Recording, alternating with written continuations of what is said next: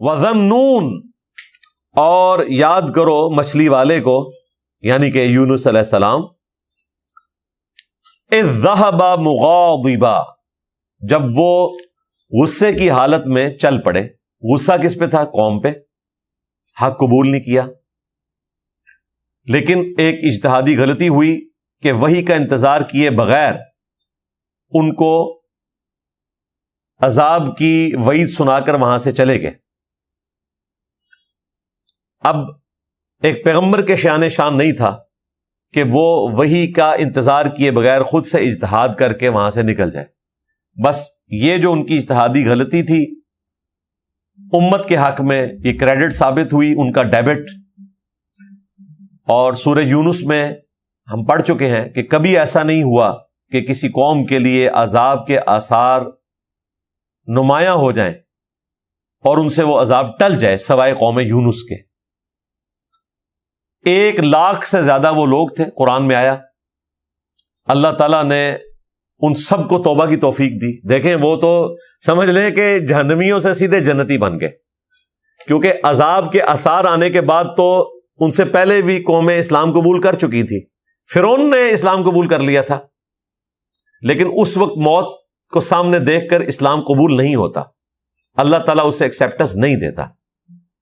قوم یونس کو اللہ تعالیٰ نے ایکسیپٹنس دے دی اور ان سب کے سب لوگوں نے اسلام قبول کیا۔ وہ تو کنکلوڈ کر بیٹھے تھے، دوسری طرف ان کو اجتہادی غلطی کے اوپر اللہ تعالیٰ نے آزمائش میں ڈالا۔ جس کشتی میں وہ سوار تھے اس میں طوفان آ گیا، وہ سب لوگ اپنے اپنے خداؤں کو یاد کرنا شروع ہو گئے۔ بیچ میں عبرانی یہی تھے بنی اسرائیل میں سے، ان کو تو پتہ چل گیا کہ یہ تو اب طوفان ٹلنے والا نہیں ہے۔ وہ لوگ قرآن اندازی کیا کرتے تھے، 3 دفعہ قرآن نکالا، تینوں دفعہ ان کے نام نکلا۔ پہلی دفعہ نکلا تو لوگوں نے کہا نہیں، اس طرح کی کوئی غلط چیز ان میں تو ہمیں نظر نہیں آتی ہے۔ 3 دفعہ جب قرآن ان کے نام پہ نکلا تو یونس علیہ السلام نے کہا مجھے ہی تم اب سمندر میں ڈالو گے تو ہی اس کشتی کو نجات ملے گی، کیونکہ ظاہر ہے کہ میں اپنے رب کی وحی کا انتظار کیے بغیر نکلا ہوں۔ ان کے ہاں یہ مشہور تھا کہ جو غلام آقا کی اجازت کے بغیر نکلتا ہے اور وہ کسی کشتی میں سوار ہوتا ہے تو وہ کشتی پھنس جاتی ہے طوفان میں۔ تو بات تو صحیح تھی، حضرت یونس علیہ السلام اپنے رب کی اجازت کے بغیر نکلے تھے، وحی کا انتظار کیے بغیر۔ پھر ایک مچھلی نے انہیں نگل لیا، اور یہ معجزانہ طور پر ہوا، ورنہ ویل مچھلی اگر آپ کو نکل لے تو دوسری طرف سے تو کچھ بھی نہیں سلامت رہے گا، جتنا بڑا اس کا معدہ ہے اور جتنا اس میں تیزاب ہے۔ یہ معجزانہ طور پر ہوا، اللہ تعالیٰ نے ان کو نجات دی۔ وہ تفصیل ہمیں بائبل میں ملتی ہے کہ بائبل سے مراد میں تورات کی بات کر رہا ہوں، یعنی تورات نہیں، یعنی وہ جو کمبائنڈ ہے۔ 3 دن اور 3 رات تک وہ مچھلی کے پیٹ میں رہے، 3 دن اور 3 رات، گپ اندھیرا۔ وہاں انہوں نے ایک دعا کی، اللہ تعالیٰ نے وہ قبول کر لی۔ وہ دعا اسی صورت میں آئے گی، سورہ الصافات میں آگے چل کر آئے گا کہ اگر یونس علیہ السلام اس دعا کے ذریعے ہماری طرف متوجہ نہ ہوتے تو پھر مچھلی کے پیٹ سے اسی دن نکالے جاتے جس دن مردے اپنی قبروں سے نکالے جائیں گے۔ اللہ تعالیٰ نے اس دعا کی برکت سے ان کو نجات دے دی۔ واپس جب وہ قوم میں آئے تو حیران رہ گئے کہ سب لوگ ہی، یعنی سب نے رفع الدین شروع کر دیا ہے، سارے ہی چینج ہو چکے ہیں، تو بہت بڑی چیز تھی۔ تو اللہ تعالیٰ فرما رہے کہ سیدنا یونس علیہ السلام غصے کی حالت میں اپنے قوم سے نکلے، فَظَنَّ أَن لَّن نَّقْدِرَ عَلَيْهِ، اور انہوں نے یہ گمان کیا کہ ہم ان پر گرفت نہیں کریں گے۔ یعنی انہوں نے کہا خیر ہے، اب انہوں نے انکار کیا، اب تو عذاب ہی آنا ہے، تو میں وحی کا انتظار کیے بغیر نکل جاتا ہوں، اگلا فیصلہ تو ہمیں پتہ ہے کیا ہونا ہے۔ لیکن پروٹوکول کو فالو نہیں کیا۔ یہ پروٹوکول اللہ کے نزدیک اتنا امپورٹنٹ ہے کہ موسیٰ علیہ السلام نے بھی پروٹوکول کو جب فالو نہیں کیا تھا نا، پہلے ہی چلے گئے تھے، تو پیچھے سے سامری جادوگر نے فتنے میں مبتلا کر دیا تھا. وہاں پر بھی یہ الفاظ ہیں کہ موسیٰ تو نے جلدی کیوں کی آنے میں، جو ٹائم طے ہوا تھا اس سے پہلے کیوں آ گیا؟ کہا کہ ملاقات کا اشتیاق تھا، تو کہا پھر اب ہم نے تمہاری قوم کو فتنے میں مبتلا کر دیا. یعنی کچھ نہ کچھ رزلٹ اس کا نکلتا ہے پھر، اور اس کی تکلیف موسیٰ علیہ السلام کو بھی ظاہر کاٹنی پڑی. تو یہاں پر بھی گمان انہوں نے یہی کیا کہ کچھ نہیں ہوگا. اللہ تعالیٰ فرماتا ہے پھر فنادا فی الظلمات، وہ پکارے پھر اپنے رب کو اندھیروں میں، اللہ الہ الا انت سبحانک، کہ نہیں ہے کوئی معبود سوائے تیرے اور تو تو پاک ہے، یعنی تو تو غلطی نہیں کرے گا، انسان تو غلطی کرتا ہے. انی کنت من الظالمین، بے شک میں ہی ظلم کرنے والا ہوں، مجھ سے ہی غلطی ہوئی ہے، میں ہی قصوروار ہوں. ظاہر ہے انبیاء کے حق میں ہم گناہ کا تصور تو نہیں کر سکتے. یہ ایک اجتہادی غلطی تھی جو انہوں نے اجتہاد کر لیا کہ اب چونکہ آخری وارننگ دی ہے، اس کے بعد عذاب آنا ہے تو میں یہاں سے نکل جاؤں. لیکن انبیاء کرام کے شان نہیں ہوتا کہ وہ پروٹوکول کو چھوڑ دیں اور خود سے اس حوالے سے اجتہاد کر لیں. یہ دعا انہوں نے مانگی 3 دن اور 3 راتوں تک. فاستجبنا لہ، تو ہم نے ان کی اس پکار کو سن لیا. وَنَجَّيْنَاهُ مِنَ الْغَمِّ، اور ہم نے نجات دی ان کو اس غم سے. غم کیا مطلب؟ سمجھ لیں کہ موت کے منہ سے ہی واپس آئے.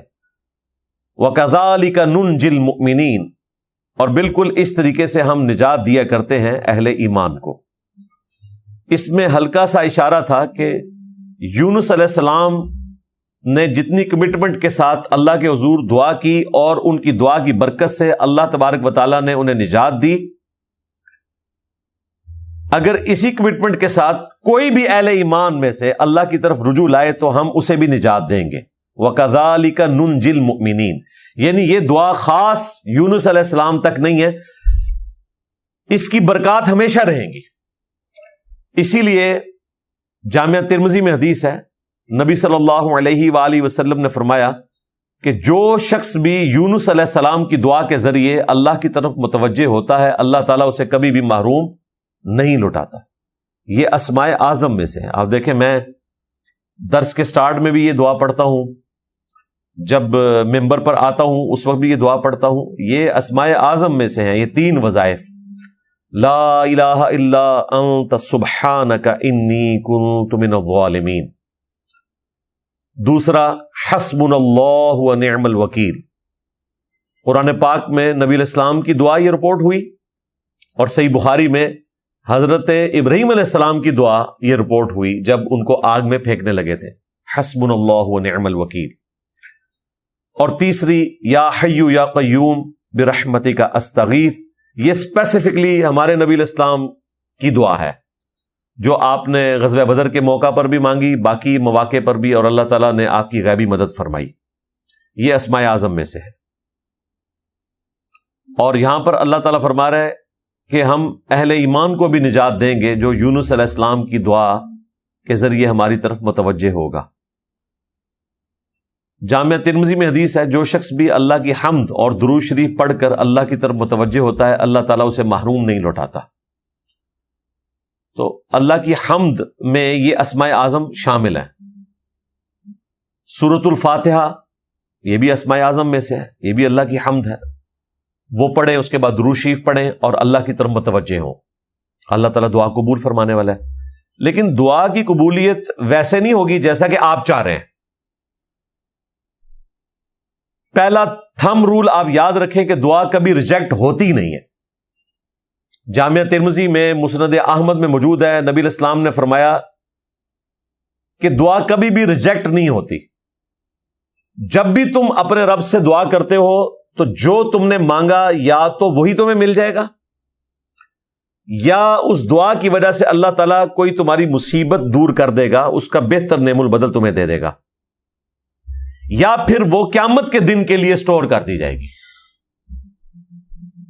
جب یہ بات صحابہ کرام نے سنی تو ان کا رسپانس دیکھیں کیا تھا.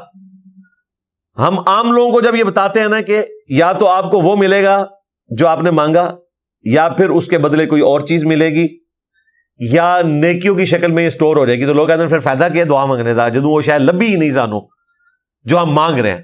صحابہ کرام کا دماغ اس طرف نہیں گیا، انہوں نے کہا یا رسول اللہ، اگر دعا ہر حال میں قبول ہوتی ہے، حتیٰ کہ جو ہماری مرضی کے مطابق نہ ہو تب بھی وہ دعا سٹور ہو جاتی ہے آخرت کے دن کے لیے، تو پھر ہم تو بہت زیادہ دعائیں مانگیں گے، کیونکہ یہ بہت بڑا ایسٹ ہے کہ یہ دعا ایسی چیز ہے، باقی اعمال میں تو ہو سکتا ہے ریجیکٹ ہو جائے، دعا جو ہے وہ ہر حال میں قبول ہوگی۔ درود شریف بھی دعا کی ایک شکل ہے، اس لیے درود شریف بھی ہر حال میں قبول ہوتا ہے، تو ہم تو بہت زیادہ دعائیں مانگا کریں گے، پھر کیا پھر بھی قبول ہوں گی؟ یعنی وہ یہ پوچھنا چاہ رہے تھے۔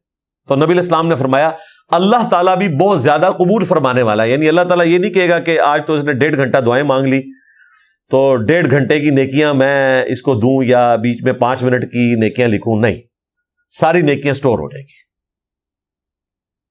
صحابہ کرام تو یہ رزلٹ نکالتے تھے۔ جامعہ ترمذی میں حدیث ہے، جس شخص کی یہ خواہش ہو کہ اللہ تعالیٰ مصیبت اور پریشانی میں اس کی دعا سنے، قبول فرمائے، تو اسے چاہیے جب وہ آسودہ حال ہو تو بھی اپنے رب کو یاد کیا کرے۔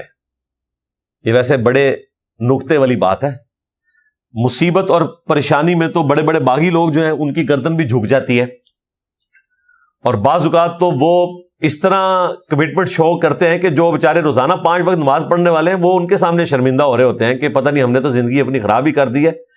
ان کی کنسنٹریشن کا جو لیول ہے وہ تو کمال ہے، اور یہ آپ کو منظر اکثر دیکھنے کو ملتے ہیں، ہمیں تو کافی دفعہ آبزرو ہوئے ہیں، بلکہ میں تو تھوڑی ہمت کر کے ایسے لوگوں سے دعا بھی کروا لیتا ہوں کہ یار یہ تو کوئی زیادہ کمٹمنٹ نظر آ رہی ہے، اور عین ممکن ہے کہ ان کی کوئی کمٹمنٹ کا لیول اس ہائٹ پہ ہو کہ جو عام بندوں سے بڑھ کر ہے۔ بسا اوقات کسی شخص پہ ایسی مصیبت آتی ہے کہ وہ واقعی اپنے رب کی طرف اس لیول کے ساتھ متوجہ ہوتا ہے کہ اللہ تعالیٰ اس کی سن لیتا ہے، اور میں نے ایسے لوگوں کی دعائیں قبول ہوتے بھی دیکھی ہیں، جو بیچارے پوری زندگی نمازیں پڑھتے رہتے ہیں، ان کی دعا قبول ہو نہ ہو، ایسے لوگوں کی قبول ہوتی ہے، اور جیسے ہی قبول ہوتی ہے نا دوبارہ وہ مسجد میں بھی نظر نہیں آتے۔ اچھا، عام لوگ سمجھتے ہیں کہ یار یہ تو اللہ تعالیٰ کے بہت قریب ہیں، اللہ تعالیٰ نے ان کو دے کر آزمایا اور وہ ناکام ہو گئے، اس کے بعد تو انہیں شکرانے کے طور پر اہل ایمان والی زندگی گزارنی چاہیے تھی، لیکن نعمت ملنے کے بعد وہ باغی ہو گئے۔ یہی وہ لوگ ہیں جن کے بارے میں آتا ہے نا قرآن میں کہ جب یہ سمندری بھنور میں پھنس جاتے ہیں تو خالص اللہ کو پکارتے ہیں، اس وقت ان سے جھوٹے معبود جاتے رہتے ہیں، جب ہم انہیں نجات دے دیتے ہیں پھر یہ شرک کرنا شروع کر دیتے ہیں۔ یہاں پر بھی یہی ہوتا ہے، اللہ سے مانگتے ہیں اور جب ملتا ہے تو کبھی کسی بزرگ کی طرف منسوب کر دیتے ہیں، کبھی کسی درگاہ کی طرف منسوب کر دیتے ہیں، اللہ کی طرف اسے منسوب کرتے ہوئے انہیں شرم آتی ہے۔ تو دعا ہر حال میں قبول ہونی ہے، اور وہ لوگ جو عام حالت میں دعائیں مانگتے ہیں اللہ تعالیٰ مصیبت اور پریشانی میں بھی ان کی دعاؤں کو سنتا ہے۔ دعائیں چند ایک ہیں، ہم نے اذکار کارڈ کے اوپر وہ دعائیں لکھ دی ہیں۔ گرین کارڈ فرض نماز کے بعد کے سنت اذکار ہیں آلموسٹ کوئی 17-18 کے قریب، اور بلو کارڈ صبح و شام کے سنت اذکار ہیں وہ بھی تقریباً کوئی 20-22 کے قریب ہیں۔ اگر کوئی وہ بھی نہیں کر سکتا تو ایٹ لیسٹ 5 سنت اذکار جو ہم نے اورنج کارڈ صبح و شام کے اذکار لکھ دیے کہ چلو یار یہ تو آپ کم از کم کمٹمنٹ کے ساتھ کریں۔ ایک دفعہ آیت الکرسی کا وظیفہ صبح و شام، 10 دفعہ لا الہ الا اللہ وحدہ لا شریک لہ لہ الملک ولہ الحمد وہو علی کل شیء قدیر۔ تیسرا وظیفہ بسم اللہ الذی لا یضر مع اسمہ شیء فی الارض ولا فی السماء وہو السمیع العلیم، صبح و شام 3 دفعہ۔ چوتھا وظیفہ اعوذ بکلمات اللہ التامات من شر ما خلق، صبح و شام 3 دفعہ۔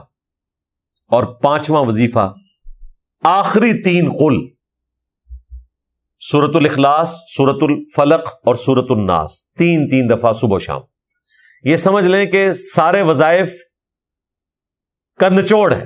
اگر آپ کوئی اور وظیفہ نہ بھی کریں، صبح و شام بس یہ 5 وظائف کر لیں سارے وظائف اس کے اندر شامل ہیں، کیونکہ ان وظائف کے وہ فضائل رپورٹ ہوئے ہیں جو باقی ساری دعاؤں کے الگ الگ رپورٹ ہوئے ہیں، ان سب کو جمع کرے تو اس کے اندر لائی کرتا ہے۔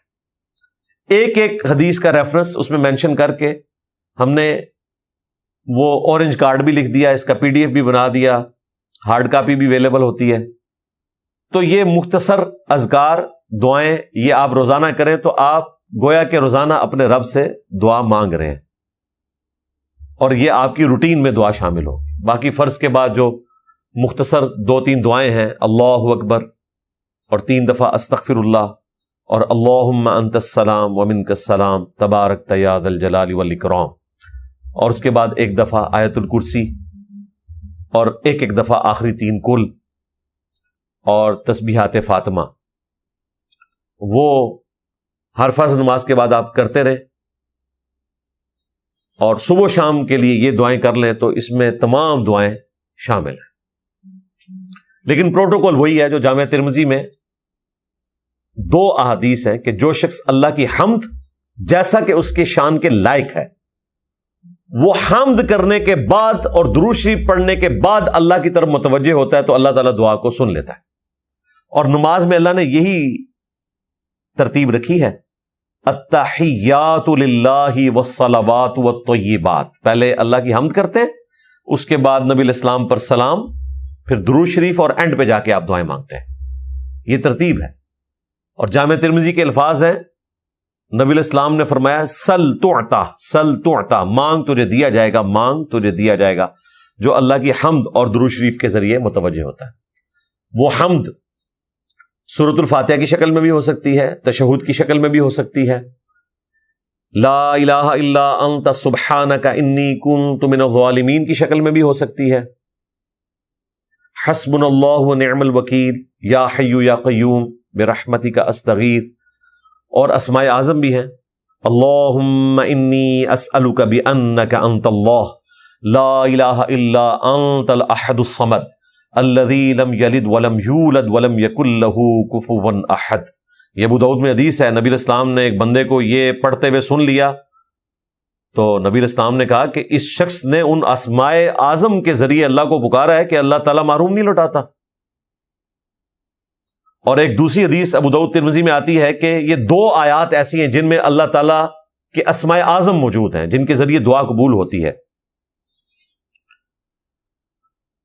وَإِلَٰهُكُمْ إِلَٰهٌ وَاحِدٌ لَا إِلَٰهَ إِلَّا هُوَ الرَّحْمَٰنُ الرَّحِيمُ، سورۃ البقرہ، اور سورہ آل عمران، الف لام میم اللہ لا الہ الا هو الحی القیوم۔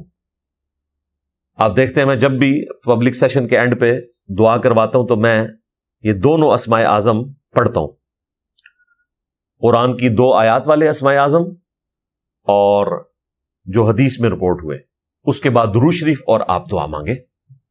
تو یہ ایک پروٹوکول ہے، اور دعا قبول ہونی ہے، لیکن سلیقے کے ساتھ جو پروٹوکول بتایا گیا اللہ کی حمد اور درود شریف، اس میں آیت کریمہ کا یہ وظیفہ بھی ہے، لا الہ الا انت سبحانک انی کنت من الظالمین۔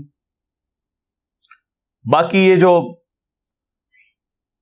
ہمارے محلوں میں عورتیں 1.25 لاکھ دفعہ آیت کریمہ کا وظیفہ کرواتی ہیں، اور پھر وہ پروٹوکول بھی ایسا بتاتے ہیں، کہتے ہیں کہ جی یہ آیت کریمہ بڑا گرم ہوتا ہے، آپ نے اس کا پروٹوکول رکھنا ہے، خوشبو وہاں پہ سلگھانی ہے، ہر شخص باوضو ہو کر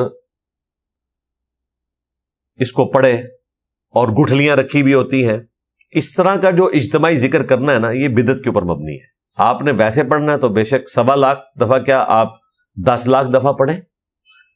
اس طرح کا کوئی وظیفہ اس حوالے سے رپورٹ نہیں ہوا۔ جب ہم اسماء اعظم بتاتے ہیں نا کہ آپ یہ پڑھیں تو لوگ پوچھتے ہیں کتنی دفعہ؟ بھائی 1 دفعہ پڑھ لینا بھی کافی ہے، اس کے بعد درود شریف پڑھیں اور دعا مانگیں اللہ سے، دیٹس آل۔ یا زیادہ سے زیادہ نبی الاسلام نے کوئی وظیفہ رپورٹ کیا ہے احادیث میں جو آپ علیہ السلام سے نقل ہوا، وہ 100 دفعہ ہے۔ عموماً جو وظائف ہیں وہ 1 دفعہ ہیں، 3 دفعہ ہیں، 7 دفعہ ہیں، 10 دفعہ ہے، 25 دفعہ ہے، 33 دفعہ ہے، اور حد 100 دفعہ، بس اس سے اوپر کچھ نہیں ملتا. باقی وہ جنرل ذکر ہے کہ آپ جتنا بھی ذکر کریں 100 سے زیادہ دفعہ بھی کریں, لیکن اس پہ بھی قدغن ہے. بخاری مسلم میں حدیث ہے, نبی الاسلام نے فرمایا کہ اللہ تعالیٰ کو وہ عمل جو بہت زیادہ کثرت سے کیا جائے اس کی نسبت وہ عمل زیادہ پسند ہے جو مختصر ہو لیکن استقامت کے ساتھ ہو. یہ نہیں ہے کہ ایک دن آپ نے 1000 دفعہ درود شریف پڑھا ہے, اگلے دن آپ 50 دفعہ پڑھیں. اس کی بجائے آپ روزانہ 10 دفعہ پڑھ لیں. وہ تو حدیث میں نے کوٹ کی تھی مجموع الزوائد سے, طبرانی کے ریفرنس سے, کہ صبح و شام جو شخص 10 مرتبہ درود شریف پڑھ لے تو قیامت والے دن نبی الاسلام کی شفاعت اس کے حق میں حلال ہو جائے گی. اور وہ مختصر درود شریف جو سنن نسائی میں رپورٹ ہوا, اللہم صلی علی محمد وعلی آل محمد, یہ آپ علیہ السلام نے تعلیم فرمایا. زید ابن خارجہ کو نبی الاسلام نے نصیحت کی تھی کہ مجھ پر درود لازم کر لو اور اپنی دعاؤں میں کہا کرو اللہم صلی علی محمد وعلی آل محمد. سنن نسائی میں 1293 نمبر حدیث ہے انٹرنیشنل نمبر کے مطابق. تو آپ یہ درود شریف پڑھ کے فضیلت کما سکتے ہیں. صبح و شام 10 دفعہ پڑھ لیں, زیادہ جتنا مرضی پڑھیں, وہ آپ جتنا گڑ ڈالیں گے اتنا میٹھا, لیکن استقامت کے ساتھ. جو آج کل کی ہماری روٹین ہے, مصروفیات ہیں, اس میں ظاہر ہے کہ اتنے زیادہ وظائف ہر شخص نہیں کر سکتا. اچھا, اللہ تعالیٰ نے ہر بندے کو ڈفرنٹ سرکمسٹانسز دیے ہیں اور ان کے لیے وظائف الگ سے موجود ہیں. بعض لوگ اتنے فارغ ہوتے ہیں, ان کے پاس کوئی اور مصروفیت نہیں ہے, تو وہ تہجد سے لے کر اشراق تک مسجد میں بیٹھ سکتے ہیں, تو وہ بیٹھیں. ہر شخص کے لیے یہ پاسبل نہیں ہوگا. کئی لوگ ہیں جو صبح سویرے مزدوری پہ نکلتے ہیں, اگر وہ اس قسم کی ایکٹیویٹی پرفارم کرنا شروع کر دیں تو مزدوری تو وہ کر بیٹھے. اسی طریقے سے بعض لوگوں کے لیے قیام اللیل کرنا آسان ہوتا ہے, بعض کے لیے عشاء کی نماز بڑی مشکل سے وہ پوری کرتے ہیں, تو ان کے لیے اس کے ایکویلنٹ وظائف موجود ہیں. صحیح مسلم میں حدیث ہے, نبی الاسلام فجر کی نماز کے وقت گھر سے نکلے, مسجد میں گئے, اور مسجد سے آپ نکلتے تھے جب سورج بلند ہوتا تھا, اور مسلم شریف کے الفاظ ہے خوب بلند, یعنی آپ فجر کے بعد 2-2.5 گھنٹے مسجد میں بیٹھے رہتے تھے, کیونکہ فجر تو آپ پڑھتے تھے اندھیرے میں. اور اس دوران صحیح مسلم میں آتا ہے کہ صحابہ کرام آپ کو واقعات سنایا کرتے تھے زمانہ جاہلیت کے, اور اپنی وہ غلطیاں گنوایا کرتے تھے کہ ہم تو اس طریقے سے چڑھاوے چڑھاتے تھے بتوں کے لیے, اور اس قسم کی غلط ایکٹیویٹیز میں, شرکیہ ایکٹیویٹیز میں مبتلا تھے, یعنی لائف سٹوری سنایا کرتے تھے. اور نبی اسلام سن کے مسکرایا کرتے تھے. صحابہ کرام کہتے ہیں ہم مسکراتے تھے تو نبی اسلام بھی وہ بیٹھ کے سنتے تھے اور مسکرا دیا کرتے تھے. یا کبھی بخاری مسلم میں آیا کہ آپ فجر کی نماز کے بعد کہتے تھے اگر کسی نے کوئی خواب دیکھا ہے تو میں اس کی تعبیر بیان کر دوں. تو اگر کسی کو خواب آتا تھا تو وہ تعبیر پوچھ لیتا تھا. تو یہ آپ کی روٹین تھی. تو مسلم شریف کی حدیث ہے, آپ فجر پڑھ کے اتنے دیر کے بعد گھر واپس آئے, آپ نے اپنی بیوی اور ہماری ماں سیدہ جویریہ سلام اللہ علیہا کو دیکھا کہ وہ پچھلے 3-4 گھنٹے سے ایک ہی جگہ مصلی پہ بیٹھے ہوئے عبادت کر رہی ہیں. نبی اسلام نے کہا تو اس وقت سے بیٹھی ہوئی ہے اور عبادت کر رہی ہے, اور میں نے ابھی گھر آ کر صرف 4 کلمات 3 دفعہ پڑھے ہیں اور مجھے تجھ سے زیادہ ثواب مل گیا. سبحان اللہ وبحمدہ عدد خلقہ ورضا نفسہ وزنت عرشی ومداد کلماتی. سبحان اللہ وبحمدہ کے ساتھ یہ 4 کلمات 3 دفعہ, اور مجھے تم سے زیادہ ثواب مل گئے.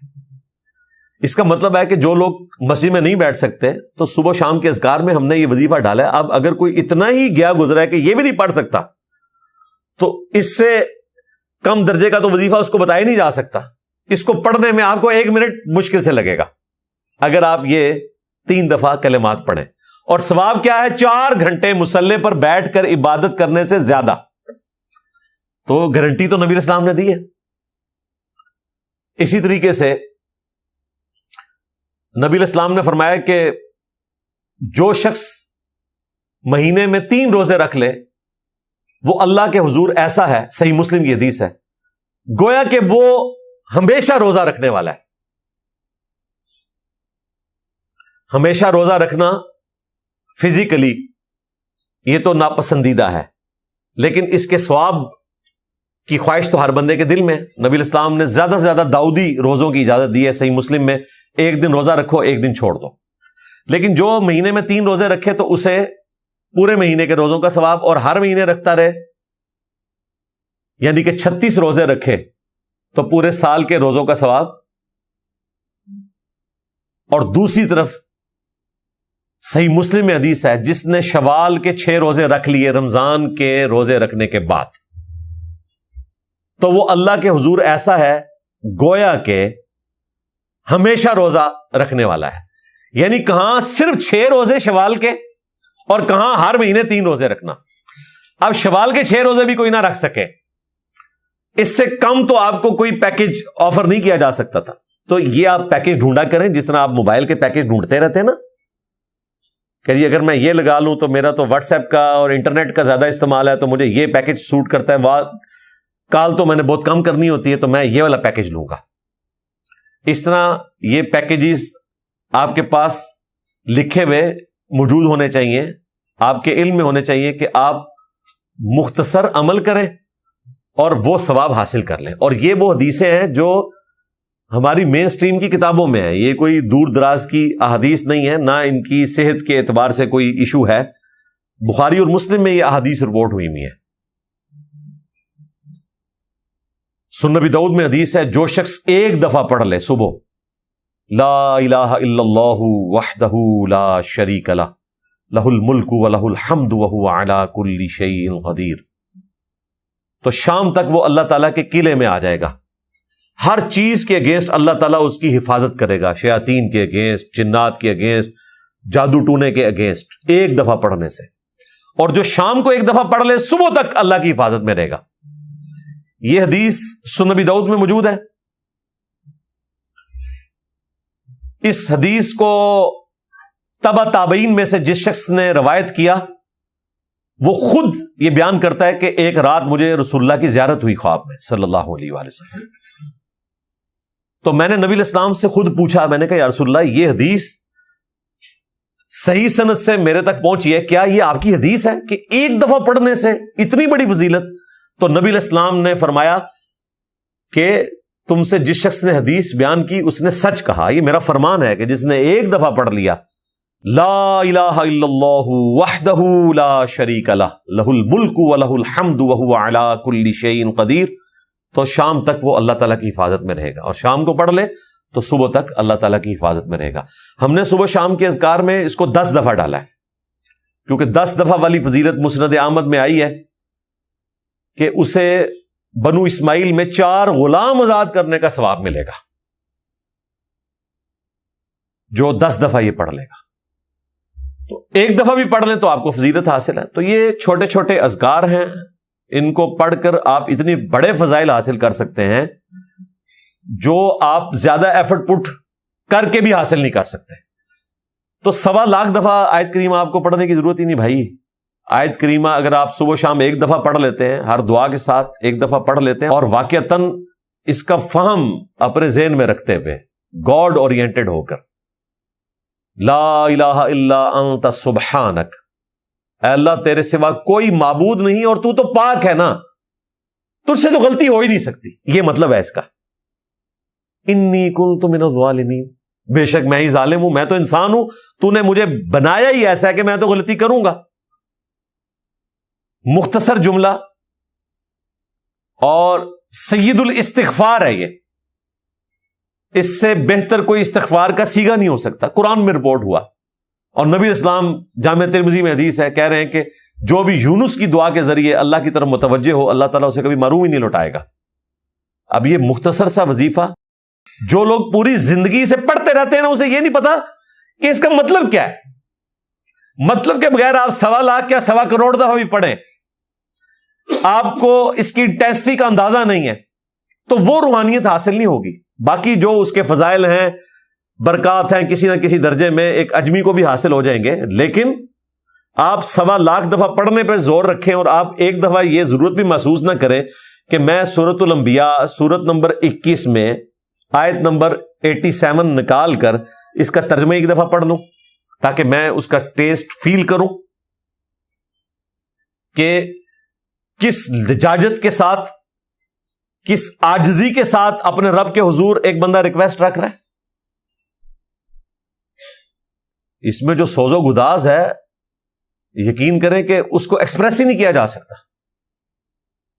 میں نے پہلے بھی کئی دفعہ سنایا کہ ہمارے جو اکیڈمی کے مین ممبر تھے ساجد بٹ صاحب رحمہ اللہ تعالی، تو ان کے بھائی نے مجھے خود بتایا کہ جب ان کی ڈیتھ ہوئی تو اس سے چند گھنٹے پہلے ہم ان کو سرائے عالمگیر سے جیلم ہاسپٹل میں لا رہے تھے. تو جیلم کے پل کے اوپر ان کو اندازہ ہو گیا کہ اب میں بچنے والا نہیں ہوں، تو انہوں نے اپنے بھائی سے کہا کہ گاڑی واپس موڑ لو، مجھے لگتا ہے کہ اب میں نہیں بچوں گا. انہیں اپنی صحت کے اعتبار سے اندازہ ہو گیا تھا. ایج صرف 46 ایئرز تھی، لیکن ہائپرٹائٹس سی ہوا، اس کی وجہ سے اللہ کے پاس چلے گئے. تو وہ کہہ رہے ہیں کہ ان کے جو آخری الفاظ تھے وہ یہی تھے، لا الہ الا انت سبحانک انی کنت من الظالمین. اور ان کے بھائی نے مجھے خود کہا کہ وہ یہ دعا کرتے ہوئے ساتھ پنجابی میں اپنی نیٹو لینگویج میں اس کو بیان بھی کر رہے تھے کہ اے اللہ تو تو پاک ہے، تو تو غلطی نہیں کرے گا، میں انسان ہوں، میں مانتا ہوں میں غلطی کر سکتا ہوں، مجھے معاف کر دے. اور وہ کہتے ہیں ان کے آخری کلمات یہی تھے، بس اسی کا وہ وظیفہ کرتے رہے، عربی میں بھی پنجابی میں بھی بار بار اللہ کے حضور یہ دعا کرتے رہے. میں کہتا ہوں اس سے بڑی کوئی خوش نصیبی نہیں ہے کہ کوئی شخص جو ہے وہ اپنے آخری وقت میں اپنے رب کی طرف گاڈ اورینٹڈ ایسا ہو کہ وہ اس وظیفے کے ذریعے اللہ کی طرف متوجہ ہو. اس سے بہتر نہ کوئی استغفار ہو سکتا ہے، نہ کوئی اسم اعظم ہو سکتا ہے، اور نہ کوئی ایسا وظیفہ ہو سکتا ہے جو اللہ تعالیٰ کے غصے کو ٹھنڈا کر دے، کہ وہ غصہ کہ جس کا ذکر سورہ الصافات میں آیا کہ یونس اگر یہ کلمات نہ کہتا تو اس نے اسی دن مچھلی کے پیٹ سے نکلنا تھا جس دن مردوں نے اپنی قبروں سے اٹھایا جانا تھا. یعنی وہ مچھلی کا پیٹ یونس کی قبر بن جانی تھی اگر وہ یہ کلمات نہ کہتا. تو آپ ذرا اندازہ کریں یہ غیر معمولی وظیفہ ہے.